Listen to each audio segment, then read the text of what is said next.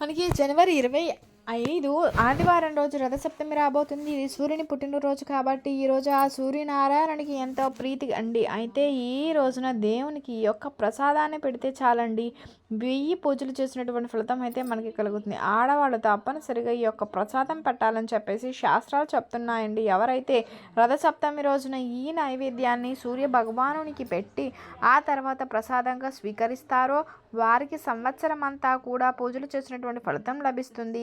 అనారోగ్య సమస్యలు అనేవి తొలగిపోతాయి. చక్కని ఆరోగ్యము, ఐశ్వర్యము సిద్ధిస్తుంది. ఇక జీవితంలో తిరుగనేది ఉండదని చెప్పేసి శాస్త్ర పండితులు తెలియజేస్తున్నారు. మరి రథసప్తమి రోజున తప్పనిసరిగా సూర్య భగవానుడికి సమర్పించాల్సినటువంటి ఆ నైవేద్యం ఏంటండి అనేటువంటి విషయాన్ని వీడియోలో వివరంగా తెలుసుకుందామండి. సూర్య భగవానుడు ఉదయం వేళలో బ్రహ్మస్వరూపంగాను, మధ్యాహ్నం మహేశ్వరునిగాను, సాయంత్రం వేళలో విష్ణు స్వరూపంగాను ఉండి ప్రతి దినము త్రిమూర్తుల రూపంగా ఉంటూ ప్రపంచాన్ని నడిపిస్తూ ఉంటాడండి. సౌరమానం ప్రకారంగా ప్రతి సంవత్సరం మాఘమాసంలో శుద్ధ సప్తమి రథసప్తమిగా పరిగణించడం జరుగుతుంది. సూర్య భగవానుడు జన్మించినటువంటి పుణ్యతిథండి ఇది. ఈ సూర్య భగవానుడు పుణ్యతిథి జన్మించటం వలన దీన్ని సూర్య జయంతిగా కూడా చెప్పడం జరుగుతుంది. మాఘమాసంలో శుద్ధ సప్తమిని సూర్య సప్తమి, అచలా సప్తమి, మహాసప్తమి, సప్త సప్తమి అని చెప్పేసి రకరకాల పేర్లతో పిలవడం అయితే జరుగుతుంది. మాఘశుద్ధ సప్తమి సూర్యగ్రహణంతో సమానమైనటువంటిది. ఈ రోజున అరుణోదయ వేళ చేసినటువంటి స్నాన జప తర్పణాదులు అనేక రకాల కోట్ల రెట్ల పుణ్య ఫలితాలను, ఆయురారోగ్య సంపదలను ఇవ్వడం జరుగుతుంది. రథసప్తమి రోజున ఏంటంటే ప్రాతకాలమే నిద్రలేచి సూర్యునికి ఇష్టమైనటువంటి అర్కపత్రాలను అంటే జిల్లేడు ఆకులను 2 భుజాల మీద తల మీద పెట్టుకొని స్నానం చేసుకోవడం వలన ఏంటంటే మంచి శుభ ఫలితాలు కలుగుతాయి. సూర్యునికి అర్కహ అనేటువంటి పేరు. అర్కపత్రము అంటే జిల్లేడు ఆకు, అందుకే సూర్యునికి జిల్లేడు అంటే చాలా చాలా ప్రీతి. ఇందులో ఇమిడి ఉన్న ఆరోగ్య రహస్యం ఏంటండి అంటే జిల్లేడులో కొన్ని రకాల ఔషధ గుణాలు అయితే ఉన్నాయి. ఇవి ఆ సమయంలో నీటిలో కలిసి మన శరీరాన్ని, మనసును ఋతువుల్లో వచ్చిన మార్పులకు అనుగుణంగా సిద్ధపడేలా చేయడం జరుగుతుంది.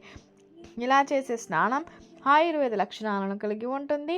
అనేక రకాల చర్మ రోగాలను నివారిస్తుంది, మంచి ఆరోగ్యాన్ని ఇస్తుంది. అదేవిధంగా రథసప్తమి రోజునే ఖగోళ పరంగా సూర్యుడు తన సంచార గతిని మార్చుకుంటారని చెప్పేసి శాస్త్రాలు చెప్పడం జరుగుతుంది.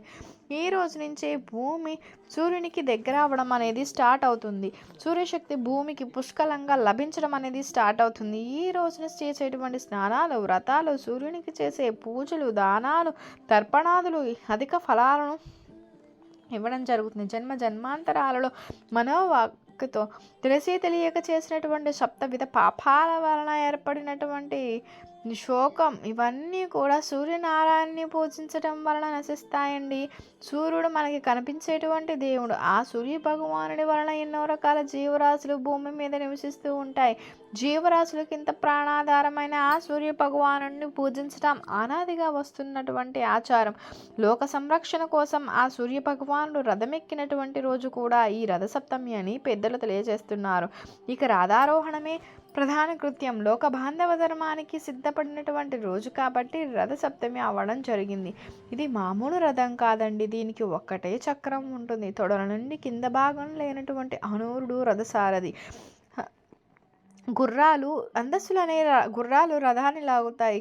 ఏ మాత్రము నిలిచే ఆధారం లేనటువంటి దాన్ని ఆకాశంలో పయనిస్తుంది రథం. ఇన్ని విశేషతలు కలిగినటువంటి ఈ రోజుని రథసప్తమిగా పిలుస్తారు. ఈరోజు రథోత్యాగంలో చేరింది మొదలు రాత్రి పవళ్ళు తిరుగుతూనే ఉంటారు. ఒక రోజు కాదు, ఒక్క నిమిషం కూడా ఎక్కడా కూర్చునేటువంటి ఉద్యోగం కాదు. ఆయన సారథి అనూరుడు కూడా అంతే. కాళ్ళున్నటువంటి వాడు ఎక్కడికైనా ఎప్పుడైనా విహారానికి వెళ్ళవచ్చు. కానీ వికలాంగులైనటువంటి అనూరుడు అలా చేయలేడు. కాళ్ళు లేకపోవటం వలన అతడు మన పాలిట వరం అవ్వడం జరిగింది. సూర్య రథానికి ఉన్నటువంటి గుర్రాలను ఛందస్సులు అంటారు. ఇవన్నీ కూడా వేద ఛందస్సులండి. అవి గాయత్రి, నిష్ఠు, జగత్, అనుష్టు, పంక్తి, బృహతి, ముష్టి అనేటువంటివి. వాటికి ఎప్పటికీ అలసట ఉండదు. గుర్రం వేగవంతమైన చైతన్యానికి చిహ్నం. సూర్యుని 7 గుర్రాలు 7 రకాల కాంతి కిరణాలను ప్రసరిస్తాయండి.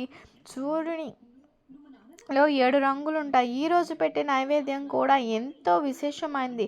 ధనుర్మాసంలో గొబ్బెమ్మలతో చేసినటువంటి పిడకలను కొన్నింటిని దాచిపెట్టుకొని ఆ పిడకలని పొయ్యిలో పెట్టి ఆ పొయ్యి మీద గిన్నెను పెట్టాలి. పాలు పోసి మరిగించాలి. పాలు పొంగే వరకు కూడా మరిగించాలి. అలా పాలు పొంగేటప్పుడు కొన్ని పాలు కిందకి పొర్లితే చాలా మంచిది. ఇట్లా పాలు పొంగిన తర్వాత బియ్యంలో కొంత నేతిని కలిపి ముందుగానే పక్కన పెట్టుకుని ఉంచుకోవాలి. ఆ బియ్యాన్ని 3 గుప్పిళ్ళు తీసి పాలలో వేసి ఉడికించాలి.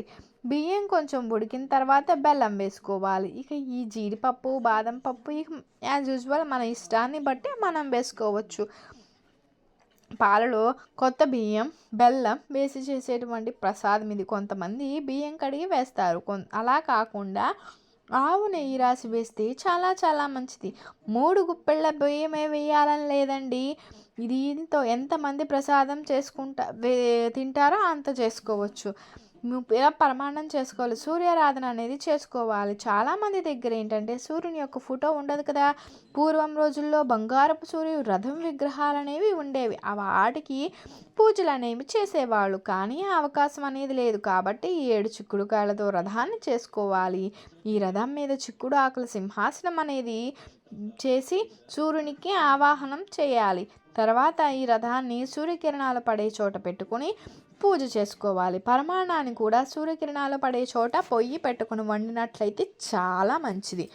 ఆరు బయట లేకపోతే పెరట్లో చేసుకున్నాం అనుకోండి చాలా మంచిది. కాబట్టి సూర్యకిరణాలు పడే చోట సూర్యరథాన్ని పెట్టి పూజ చేసుకోండి. అలా చేసుకున్న తర్వాత పరమాన్నాన్ని చిక్కుడు ఆకులో పెట్టి ఒక ప్లేట్లో పెట్టి నైవేద్యంగా సమర్పించాలి. ప్రసాదం పంచేటప్పుడు కూడా చిక్కుడు ఆకులోనే పంచాలండి. ఇదంతా కూడా సూర్యోదయ సమయంలోనే చేయాలి. వేడివేడి పరమాన్నాన్ని చిక్కుడు ఆకులో పెట్టి ఒక విధమైనటువంటి రసాయనం చిక్కుడు ఆకుల నుంచి రిలీజ్ అవుతుంది. సో ఆ చిక్కుడు ఆకుల్లో పెట్టడం వలన ఒక మంచి ఆరోగ్యం అనేది మనకి కలుగుతుంది. ఇది ఆరోగ్యానికి చాలా మంచిది.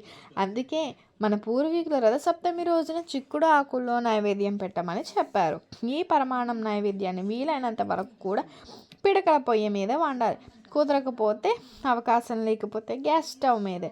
కానీ సూర్యపూజ ఎండ పడే చోట సూర్యకిరణాలు పడే చోట మాత్రమే చేయాలి. చిక్కుడు ఆకులో నైవేద్యం పెట్టాలి. చిక్కుడు ఆకులోనే ప్రసాదము తినాలి. ఈ విధంగా నైవేద్యం పెట్టడం వల్ల వంశవృద్ధి, ఆయురారోగ్యాలు సిద్ధిస్తాయని శాస్త్రాలు చెప్తున్నాయి. అంతేకాదండి, సూర్యుడి అనుగ్రహంతో 1000 పూజలు చేసిన ఫలితము లభిస్తుంది. అష్టైశ్వర్యాలు సిద్ధిస్తాయి. కాబట్టి రథసప్తమి రోజున ప్రతి ఒక్కరు కూడా ఈ నైవేద్యాన్ని పెట్టి ఆ సూర్య భగవానుని అనుగ్రహంతో సకల ఐశ్వర్యాలను, ఆరోగ్యాలను పొందండి. సంతోషంగా జీవించండి. మీకు ఖచ్చితంగా వీడియో నచ్చింది అనుకుంటున్నా. వీడియో కనుక నచ్చినట్లయితే లైక్ చేయండి, షేర్ చేయండి, సబ్స్క్రైబ్ చేయడం మర్చిపోకండి. కొత్తగా వాచ్ చేస్తున్నట్లయితే thank you for watching. Thank you so